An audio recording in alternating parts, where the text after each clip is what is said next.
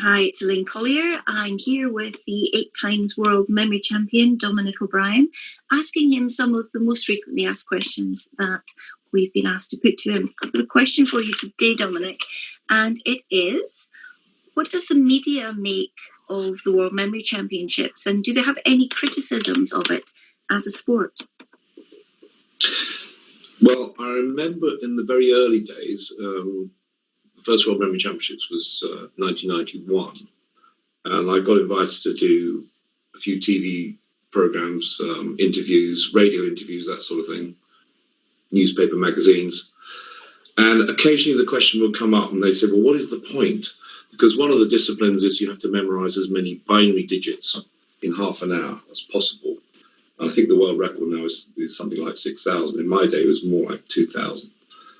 Or you're just memorizing ones and zeros. So it's very easy to understand why people will say, what is the point of that? And I'd say, well, what is the point if you think in terms of sport, in 22 fully grown men kicking a ball from one end of a field to try and get it in a net at the other end? Why run round a racetrack, just going round and round in circles?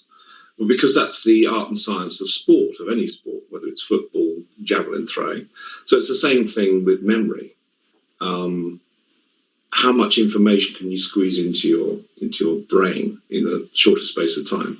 And also, if you think about it, if you can memorize thousands of binary digits, numbers and cards, you can learn anything. And this is the whole point in education. Because I noticed in the early days, I would go around to schools and I would try and inspire them the way I was inspired to take up memory, by giving them demonstrations and giving them techniques. And then we noticed that the children would think that was interesting, but then they go back to their old ways of rote learning. So that's why we introduced what we call the game of memory. So we introduced the school's memory championships. And then the techniques began to get embedded. So we'd have brain clubs so they could train and have fun and see their memory improve. The whole idea being so that they could use these techniques to study more efficiently and pass exams. And now what we've noticed is a complete revolution, particularly in the Far East. I attended the National Memory Championships there in Shanghai. There were 500 people in the room, and I would say 80% of them were children, students. And they were there memorizing packs of cards and binary digits. And they were doing very well academically. So that really is the point to it. But in the early days, they probably thought, well, I needed to get out a bit more. I was a sort of akin to a train spotter, if you like, or plane spotter. But that's not what it's about, certainly not for me.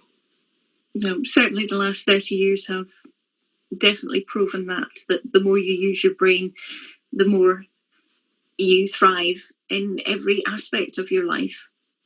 Yeah, and I think the whole point was of the memory championships is to push the boundaries and reveal the true potential of the brain. That's effectively it. And indeed, that's happened, because we know that the first decks of cards were in about 2.5 minutes. The first World Memory Championships, I memorised the deck in 2 minutes 29 seconds, and I think the world record now is 13 seconds, something like that. 13.7 seconds, yeah. Something like that. I forget. Thank you very much. Thank you, Dominic.